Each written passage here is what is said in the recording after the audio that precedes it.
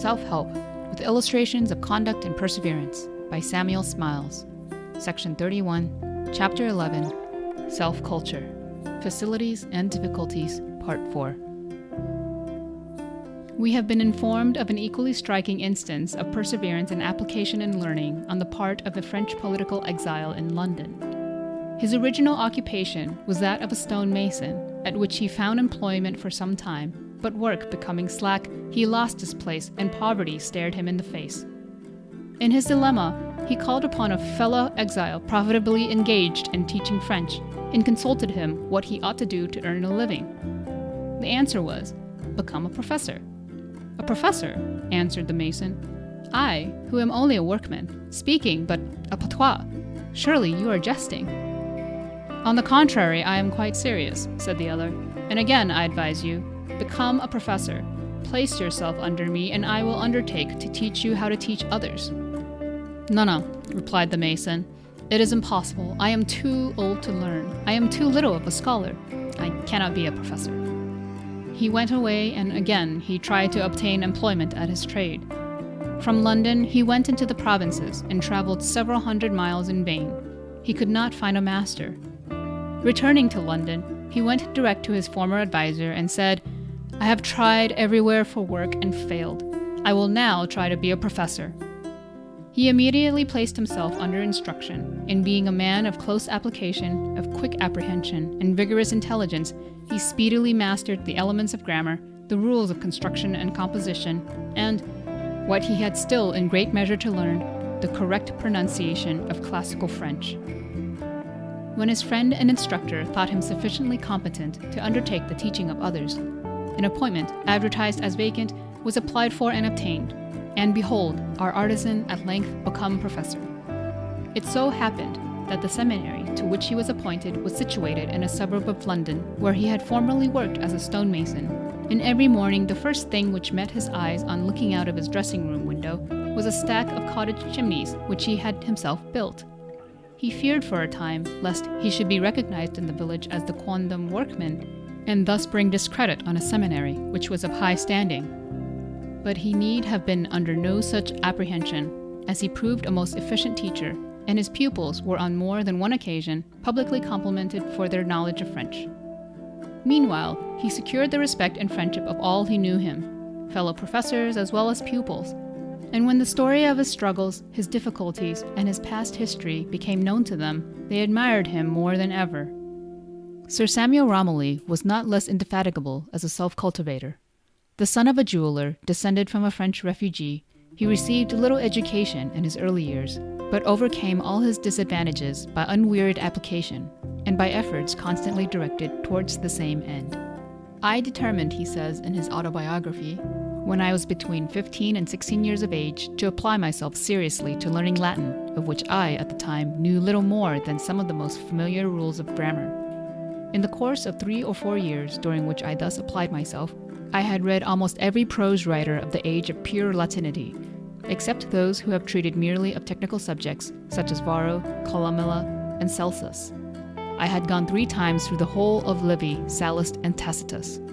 I had studied the most celebrated orations of Cicero, and translated a great deal of Homer. Terence, Virgil, Horace, Ovid, and Juvenal I had read over and over again.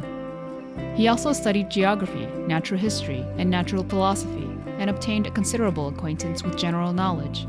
At 16, he was articled to a clerk in Chancery, worked hard, was admitted to the bar, and his industry and perseverance ensured success. He became Solicitor General under the Fox administration in 1806, and steadily worked his way to the highest celebrity in his profession. Yet he was always haunted by a painful and almost oppressive sense of his own disqualifications, and never ceased laboring to remedy them. His autobiography is a lesson of instructive facts, worth volumes of sentiment, and well deserves a careful perusal. Sir Walter Scott was accustomed to cite the case of his young friend John Leyden as one of the most remarkable illustrations of the power of perseverance which he had ever known. The son of a shepherd in one of the wildest valleys of Roxburghshire, he was almost entirely self-educated. Like many Scotch shepherd sons, like Hogg, who taught himself to write by copying the letters of a printed book as he lay watching his flock on the hillside, like Cans, who, from tending sheep on the Lammermoors, raised himself by dint of application and industry to the professor's chair which he now so worthily holds. Like Murray, Ferguson, and many more, Leyden was early inspired by a thirst for knowledge. When a poor, barefooted boy, he walked 6 or 8 miles across the moors daily to learn reading at the little village schoolhouse of Kirkton. And this was all the education he received. The rest he acquired for himself. He found his way to Edinburgh to attend the college there, setting the extremist penury at defiance. He was first discovered as a frequenter of a small bookseller's shop kept by Archibald Constable, afterwards so well known as the publisher. He would pass hour after hour perched on a ladder in midair, with some great folio in his hand, forgetful of the scanty meal of bread and water which awaited him at his miserable lodging. Access to books and lectures comprised all within the bounds of his wishes. Thus, he toiled and battled at the gates of science until his unconquerable perseverance carried everything before it. Before he had attained his 19th year, he had astonished all the professors in Edinburgh by his profound knowledge of Greek and Latin, and the general mass of information he had acquired. Having turned his views to India, he sought employment in the civil service, but failed. He was, however, informed that a surgeon's assistant's commission was open to him. But he was no surgeon, and knew no more of the profession than a child. He could, however, learn. Then he was told he must be ready to pass in 6 months. Nothing daunted, he set to work to acquire in 6 months what usually required 3 years. At the end of 6 months, he took his degree with honor. Scott and a few friends helped to fit him out, and he sailed for India after publishing his beautiful poem, The Scenes of Infancy. In India, he promised to become one of the greatest of Oriental scholars, but was unhappily cut off by fever caught by exposure and died at an early age. The life of the late Dr. Lee, professor of Hebrew at Cambridge, furnishes one of the most remarkable instances in modern times of the power of patient perseverance and resolute purpose in working out an honorable career in literature. He received his education at a charity school at Lognor, near Shrewsbury, but so little distinguished himself there that his master pronounced him one of the dullest boys that ever passed through his hands. He was put apprentice to a carpenter and worked at that trade until he arrived at manhood. To occupy his leisure hours, he took to reading, and some of the books containing Latin quotations, he became desirous of ascertaining what they meant. He bought a Latin grammar and proceeded to learn Latin. As Stone, the Duke of Argyll's gardener, said long before, does one need to know anything more than the 24 letters in order to learn everything else that one wishes? Lee rose early and sat up late, and he succeeded in mastering the Latin before his apprenticeship was out. Whilst working one day in some place of worship, a copy of a Greek Testament fell in his way, and he was immediately filled with a desire to learn that language. He accordingly sold some of his Latin books and purchased a Greek grammar and lexicon. Taking pleasure in learning, he soon mastered the language. Then he sold his Greek books and bought Hebrew ones and learnt that language, unassisted by any instructor, without any hope of fame or reward, but simply following the bent of his genius. He next proceeded to learn the Chaldee, Syriac, and Samaritan dialects. But his studies began to tell upon his health, and brought on disease in his eyes through his long night watchings with his books. Having laid them aside for a time and recovered his health, he went on with his daily work. His character as a tradesman being excellent, his business improved, and his means enabled him to marry, which he did when 28 years old. He determined now to devote himself to the maintenance of his family, and to renounce the luxury of literature. Accordingly, he sold all his books. He might have continued a working carpenter all his life, had not the chest of tools upon which he depended for subsistence been destroyed by fire, and destitution stared him in the face. He was too poor to buy new tools, so he bethought him of teaching children their letters, a profession requiring the least possible capital. But though he had mastered many languages, he was so defective in the common branches of knowledge that at first he could not teach them. Resolute of purpose, however, he assiduously set to work, and taught himself arithmetic and writing to such a degree as to be able to impart the knowledge of these branches to little children. His unaffected, simple, and beautiful character gradually attracted friends, and the acquirements of the learned carpenter became bruited abroad. Dr. Scott, a neighboring clergyman, obtained for him the appointment of master of a charity school in Shrewsbury, and introduced him to a distinguished Oriental scholar. These friends supplied him with books, and Lee successively mastered Arabic, Persic, and Hindustani. He continued to pursue his studies while on duty as a private in the local militia of the county, gradually acquiring greater proficiency in languages. At length, his kind patron Dr. Scott enabled Lee to enter Queen's College, Cambridge, and after a course of study in which he distinguished himself by his mathematical acquirements, a vacancy occurring in the professorship of Arabic and Hebrew, he was worthily elected to fill the honorable office. Besides ably performing his duties as a professor, he voluntarily gave much of his time to the instruction of missionaries going forth to preach the gospel to Eastern tribes in their own tongue. He also made translations of the Bible into several Asiatic dialects, and having mastered the New Zealand language, he arranged a grammar and vocabulary for 2 New Zealand chiefs who were then in England, which books are now in daily use in the New Zealand schools. Such, in brief, is the remarkable history of Dr. Samuel Lee, and it is but the counterpart of numerous similarly instructive examples of the power of perseverance in self-culture, as displayed in the lives of many of the most distinguished of our literary and scientific men. There are many other illustrious names which might be cited to prove the truth of the common saying that it is never too late to learn. Even at advanced years, men can do much, if they will determine on making a beginning. Sir Henry Spelman did not begin the study of science until he was between 50 and 60 years of age. Franklin was 50 before he fully entered upon the study of natural philosophy. Dryden and Scott were not known as authors until each was in his 40th year. Boccaccio was 35 when he commenced his literary career, and Alfieri was 46 when he began the study of Greek. Dr. Arnold learned German at an advanced age for the purpose of reading Niebuhr in the original. And in like manner, James Watt, when about 40, while working at his trade of an instrument maker in Glasgow, learned French, German, and Italian to enable himself to peruse the valuable works on mechanical philosophy which existed in those languages. Thomas Scott was 56 before he began to learn Hebrew. Robert Hall was once found lying upon the floor, racked by pain, learning Italian in his old age to enable him to judge of the parallel drawn by Macaulay between Milton and Dante. Handel was 48 before he published any of his great works. Indeed, hundreds of instances might be given of men who struck out an entirely new path and successfully entered on new studies at a comparatively advanced time of life. None but the frivolous or the indolent will say, "I am too old to learn." And here we would repeat what we have said before, that it is not men of genius who move the world and take the lead in it, so much as men of steadfastness, purpose, and indefatigable industry. Notwithstanding the many undeniable instances of the precocity of men of genius, it is nevertheless true that early cleverness gives no indication of the height to which the grown man will reach. Precocity is sometimes a symptom of disease rather than of intellectual vigor. What becomes of all the remarkably clever children? Where are the Dukeses and prize boys?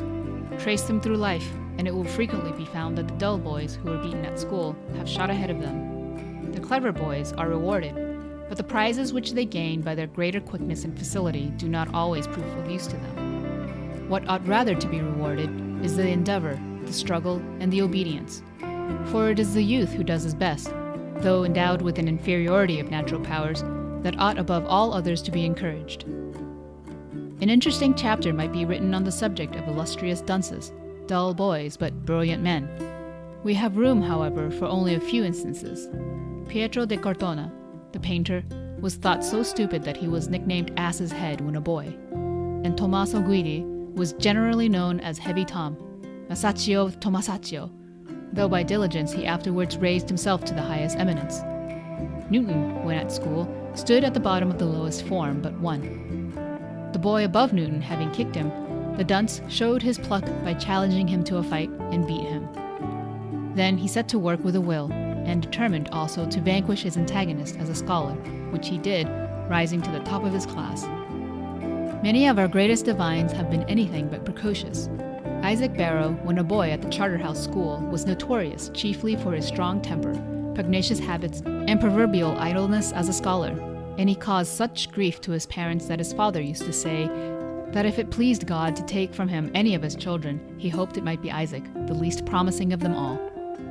Adam Clark, when a boy, was proclaimed by his father to be a grievous dunce, though he could roll large stones about. Dean Swift was plucked at Dublin University, and only obtained his recommendation to Oxford, speciali gratia. The well-known Dr. Chalmers and Dr. Cook were boys together at the parish school of St. Andrew's, and they were found so stupid and mischievous that the master, irritated beyond measure, dismissed them both as incorrigible dunces. The brilliant Sheridan showed so little capacity as a boy that he was presented to a tutor by his mother with a complimentary accompaniment that he was an incorrigible dunce. Walter Scott was all but a dunce when a boy, always much readier for a bicker than apt at his lessons. At the Edinburgh University, Professor Dalzell pronounced upon him the sentence that dunce he was and dunce he would remain. Chatterton was returned on his mother's hands as a fool of whom nothing could be made. Burns was a dull boy, good only at athletic exercises. Goldsmith spoke of himself as a plant that flowered late. Alfieri left college no wiser than he entered it, and did not begin the studies by which he distinguished himself until he had run half over Europe. Robert Clive was a dunce, if not a reprobate, when a youth, but always full of energy, even in badness. His family, glad to get rid of him, shipped him off to Madras, and he lived to lay the foundations of the British power in India. Napoleon and Wellington were both dull boys, not distinguishing themselves in any way at school. Of the former, the Duchess de Brantes says, "He had good health, but was in other respects like other boys." Ulysses Grant, the Commander-in-Chief of the United States, was called Useless Grant by his mother. He was so dull and unhandy when a boy. In Stonewall Jackson, Lee's greatest lieutenant was in his youth chiefly noted for his slowness. While a pupil at West Point Military Academy, he was, however, equally remarkable for his indefatigable application and perseverance. When a task was set him, he never left it until he had mastered it, nor did he ever feign to possess knowledge which he had not entirely acquired. Again and again, wrote one who knew him, when called upon to answer questions in the recitation of the day, he would reply, "I have not yet looked at it. I have been engaged in mastering the recitation of yesterday or the day before." The result was that he graduated 17th in a class of 70. There was probably in the whole class not a boy to whom Jackson at the outset was not inferior in knowledge and attainments, but at the end of the race he had only 16 before him, and had outstripped no fewer than 53. It used to be said of him by his contemporaries that if the course had been for 10 years instead of 4, Jackson would have graduated at the head of his class. John Howard, the philanthropist, was another illustrious dunce, learning next to nothing during the 7 years that he was at school. Stevenson, as a youth, was distinguished chiefly for his skill at putting and wrestling and attention to his work. The brilliant Sir Humphrey Davy was no cleverer than other boys. His teacher, Dr. Cardew, once said of him, "While he was with me, I could not discern the faculties by which he was so much distinguished." Indeed, Davy himself in after life considered it fortunate that he had been left to enjoy so much idleness at school. Watt was a dull scholar, notwithstanding the stories told about his precocity, but he was, what was better, patient and perseverant, and it was by such qualities and by his carefully cultivated inventiveness that he was enabled to perfect his steam engine. What Dr. Arnold said of boys is equally true of men, that the difference between one boy and another consists not so much in talent as in energy. Given perseverance and energy soon becomes habitual. Provided the dunce has persistency and application, he will inevitably head the cleverer fellow without those qualities. Slow but sure wins the race. It is perseverance that explains how the position of boys at school is so often reversed in real life. And it is curious to note how some of who were then so clever have since become so commonplace, whilst others, dull boys, of whom nothing was expected, slow in their faculties but sure in their pace, have assumed the position of leaders of men. The author of this book, when a boy, stood in the same class with one of the greatest of dunces. One teacher after another had tried his skill upon him and failed.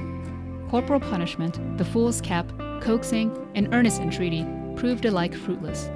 Sometimes the experiment was tried of putting him at the top of his class, and it was curious to note the rapidity with which he gravitated to the inevitable bottom. The youth was given up by his teachers as an incorrigible dunce, one of them pronouncing him to be a stupendous booby. Yet, slow though he was, this dunce had a sort of dull energy of purpose in him, which grew with his muscles and his manhood. And, strange to say, when he at length came to take part in the practical business of life, he was found heading most of his school companions, and eventually left the greater number of them far behind. The last time the author heard of him, he was chief magistrate of his native town. The tortoise in the right road will beat a racer in the wrong. It matters not though a youth be slow, if he be but diligent. Quickness of parts may even prove a defect, inasmuch as the boy who learns readily will often forget as readily, and also because he finds no need of cultivating that quality of application and perseverance which the slower youth is compelled to exercise, and which proves so valuable an element in the formation of every character. Davy said, "What I am, I have made myself," and the same holds true universally. To conclude, the best culture is not obtained from teachers when at school or college, so much as by our own diligent self-education when we have become men. Hence, parents need not be in too great haste to see their children's talents forced into bloom. Let them watch and wait patiently, letting good example and quiet training do their work, and leave the rest to Providence. Let them see to it that the youth is provided, by free exercise of his bodily powers, with a full stock of physical health. Set him fairly on the road of self-culture, carefully train his habits of application and perseverance, and as he grows older, if the right stuff be in him, he will be enabled vigorously and effectively to cultivate himself. End of section 31.